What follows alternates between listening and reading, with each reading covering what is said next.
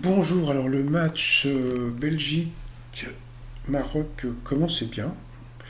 Et puis les surprenants joueurs de foot marocains ont battu la Belgique. Alors ce qu'il faut savoir, c'est que la Belgique était donnée favorite pour la Coupe du Monde par plusieurs personnes.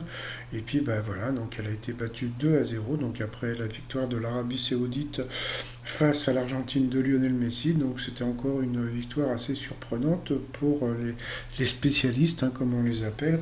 Sauf que voilà, il s'est passé des trucs à Bruxelles, et bien des supporters, et pas que, hein, des supporters belges ont foutu un peu ce qu'on appelle le dawa, le bordel, dans la capitale belge de voilà.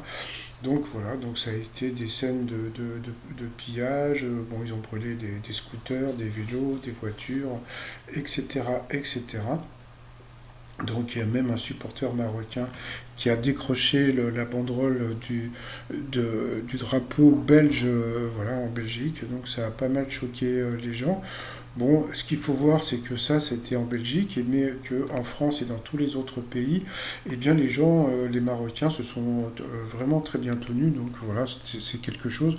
Voilà, donc c'était une petite guéguerre entre la Belgique et le Maroc.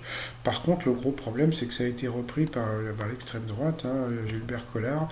Regardez ce supporter marocain qui, à Bruxelles, après la victoire du Maroc, monte sur un balcon pour arracher le drapeau belge sous les vivas de la foule, sous nos yeux. C'est un acte de guerre et de contact.